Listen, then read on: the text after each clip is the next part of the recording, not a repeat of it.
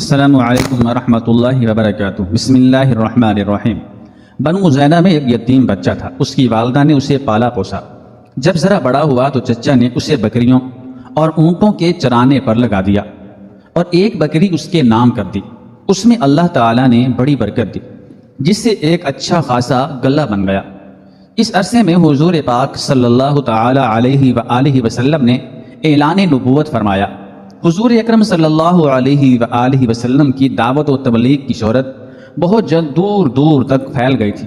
مکہ میں جو قافلے حج یا تجارت کی غرض سے آتے تھے، حضور صلی اللہ علیہ وآلہ وسلم ان کے سامنے توحید کا پیغام پیش فرماتے۔ مکہ اور اس کے گرد و نواح کے اجتماعات تبلیغ اسلام کا ایک بہترین ذریعہ بن گئے تھے۔ سوق عکاظ میں عرب کا سب سے عظیم الشان میلہ لگتا تھا، جس میں پورے عرب سے لوگ شامل ہوتے تھے۔ اس میں حضور اکرم صلی اللہ علیہ وآلہ وسلم پیغام حق لوگوں کو سناتے تھے۔ آپ صلی اللہ علیہ وآلہ وسلم کا چچا ابو لہب آپ صلی اللہ علیہ وآلہ وسلم کے پیچھے لگا رہتا۔ جو ہی آپ صلی اللہ علیہ وآلہ وسلم بات کرنے کی کوشش کرتے، ابو لہب مٹی کی مٹھی بھر کر دے مارتا اور کہتا، لوگوں ان کی بات نہ سننا، یہ مجنون ہے۔ بہرحال آپ صلی اللہ علیہ وآلہ وسلم کی دعوت سن کر لوگ واپس جاتے تو تمام قبائل کی محفلوں میں یہ دعوت موضوع بحث بنی رہتی۔ اس طرح بے شمار پرستاران حق غائبانہ طور پر اسلام کی طرف راغب ہو چکے تھے۔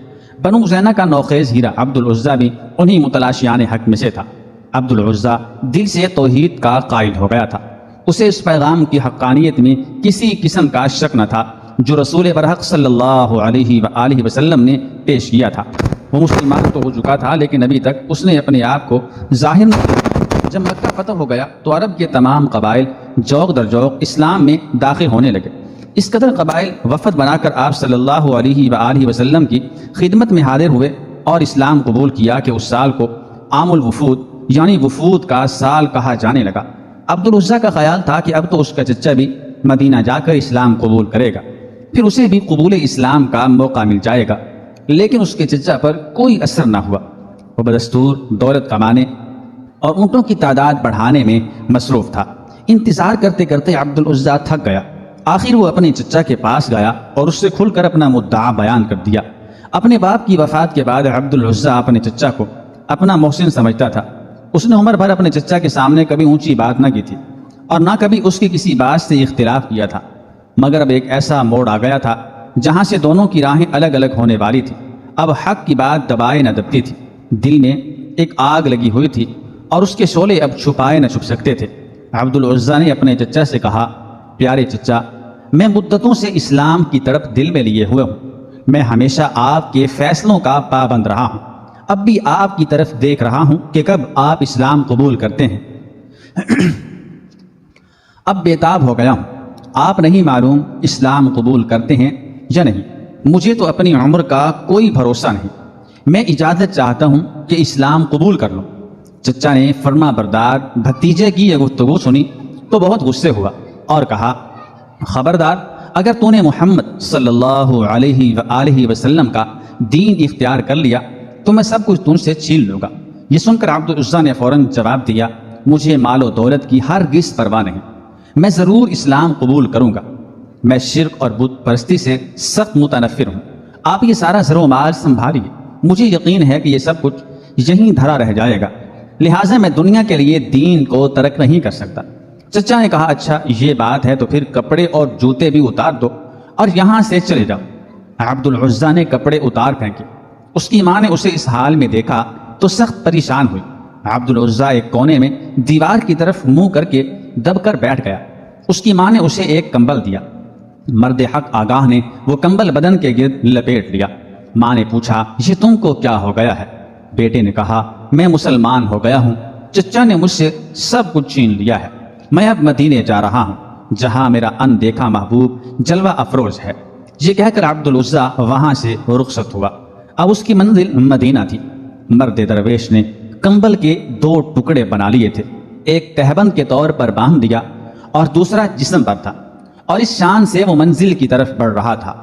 قبول حق کے راستے میں بڑی مشکلات آیا کرتی ہیں۔ جب مال و دولت اور ہوس زر انسان کے قدم باندھنے کی کوشش کرتی ہے تو کمزور انسان حق سے منہ موڑ لیتا ہے۔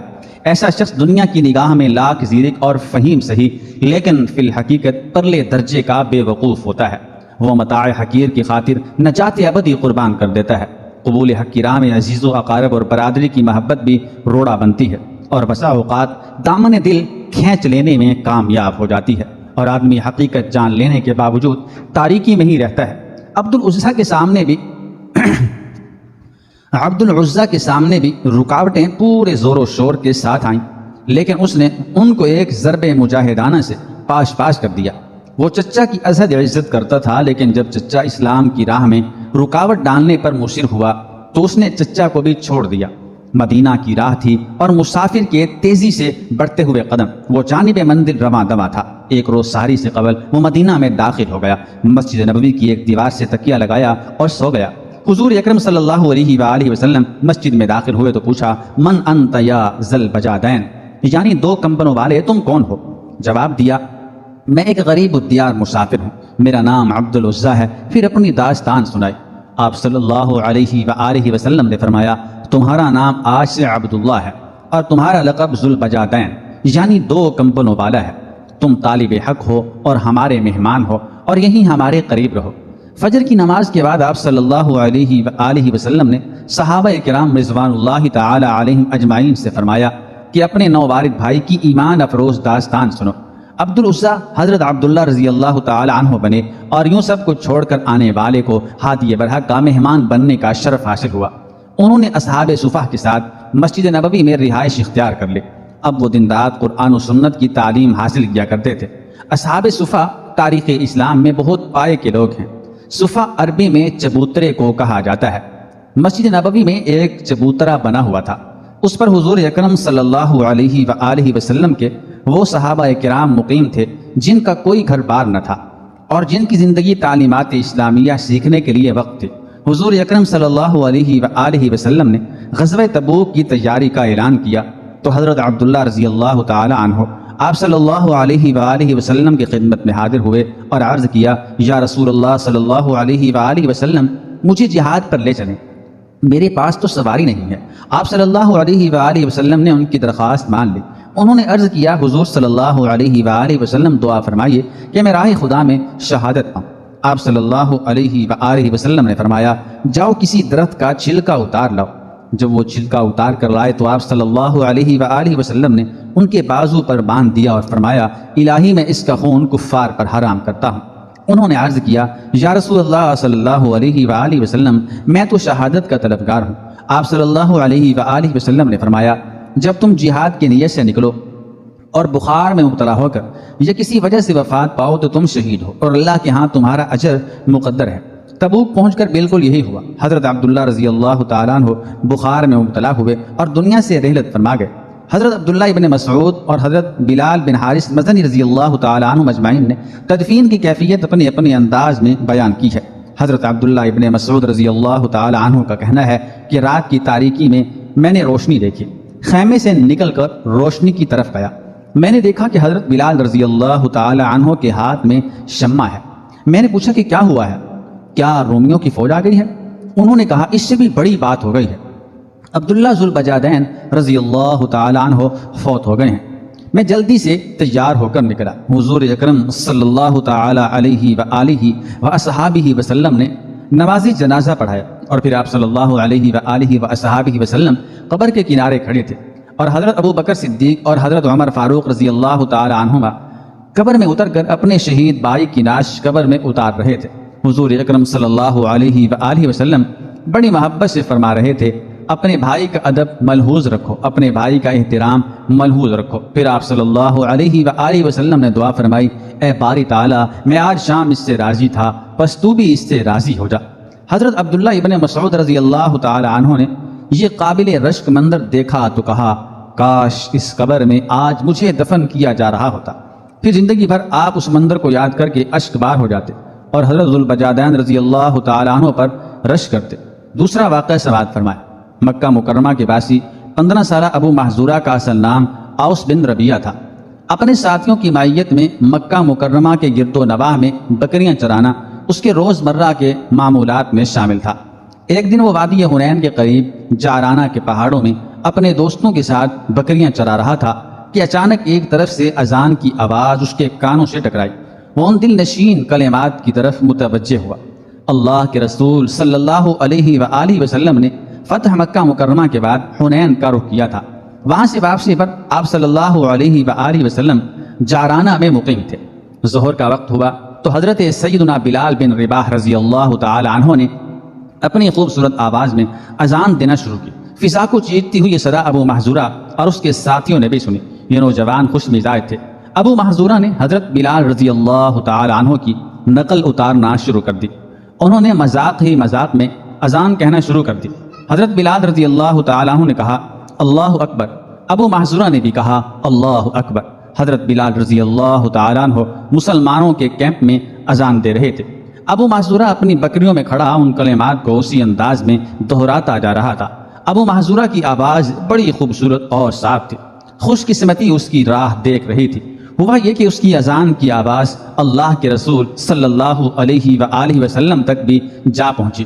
جب اس نے اذان ختم کی تو اللہ کے رسول صلی اللہ علیہ وآلہ وسلم نے حضرت سیدنا علی بن ابی طالب اور حضرت سیدنا زبیر ابن العوام رضی اللہ تعالیٰ عنہ کو حکم دیا جس لڑکے نے ابھی اذان دی ہے اسے میرے پاس بلا کر لاؤ۔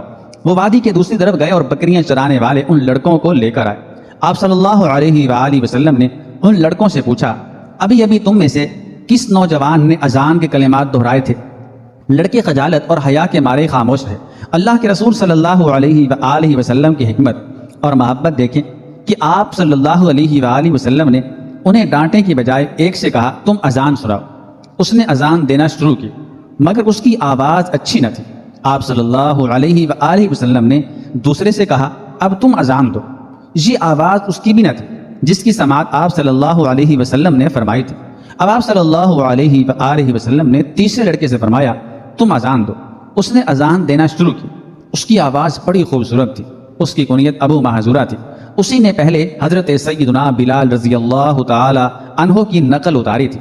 اللہ کے رسول صلی اللہ علیہ وآلہ وسلم نے اس سے استفسار فرمایا ابھی تم نے ہی اذان دی تھی؟ ابو محذورہ نے اس بات میں سر ہلایا اور کہنے لگا جی ہاں وہ میں ہی تھا۔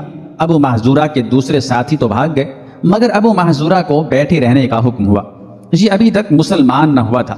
اسے یہ خوف تھا کہ کہیں میرے قتل کا حکم جاری نہ ہو جائے، کیونکہ اس نے تو مذاق میں حضرت بلال حبشی رضی اللہ تعالی عنہ کی نقل اتاری تھی، مگر کریم رحیم شفیق اور اعلیٰ اخلاق والے نبی اکرم صلی اللہ علیہ وآلہ وسلم نے ابو محذورہ کی طرف اپنا مبارک ہاتھ بڑھاتے ہوئے ان کا عمامہ اتارا اور ان کے لیے دعا فرمائی اے اللہ اسے برکت عطا فرما اور اسے اسلام کی ہدایت عطا فرما۔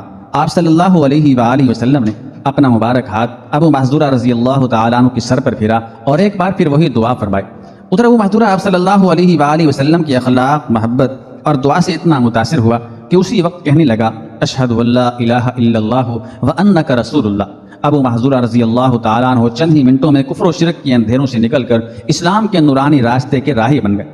کہاں ان کو یہ خوف اور ڈر تھا کہ کہیں انہیں سزا نہ دی جائے، کیونکہ انہوں نے اذان کا مذاق اڑایا تھا۔ قارئین کرام، اللہ کے رسول صلی اللہ علیہ وآلہ وسلم کی بے شمار خوبیوں میں ایک خوبی یہ بھی تھی کہ آپ صلی اللہ علیہ وآلہ وسلم نے ہر شخص سے وہی کام لیا جس کا وہ اہل تھا، جسے وہ بآسانی انجام دے سکتا تھا۔ ابو محذورہ رضی اللہ تعالیٰ عنہ کی آواز بڑی خوبصورت تھی۔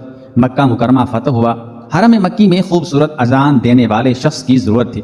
آپ صلی اللہ علیہ وآلہ وسلم نے دیکھا کہ ابو محذورہ اس ذمہ داری کو بڑی خوبی سے پورا کر سکتے ہیں تو ان کا انتخاب کر لیا اور ابو محذورہ رضی اللہ تعالی عنہ سے ارشاد فرمایا جاؤ تم اہل مکہ مکرمہ کے لیے مؤذن ہو، تمہیں مکہ والوں کے لیے مؤذن مقرر کیا جاتا ہے۔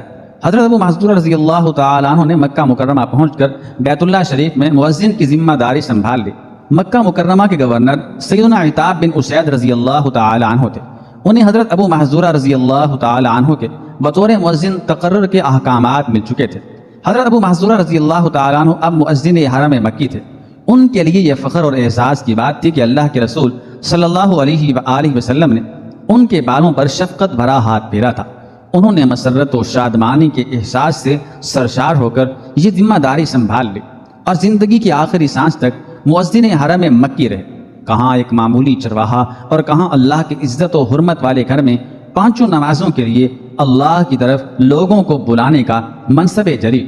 یہ شرف و فضیلت ان کی وفات کے بعد نسل در نسل چلتی رہی اور ان کی اولاد 300 سال تک حرم مکہ میں مؤذن رہے۔ اللہ تعالی ہم سب کو حضرات صحابہ اکرام کے نقش قدم پر چلنے کی توفیق عطا فرمائے، آمین یا رب العالمین۔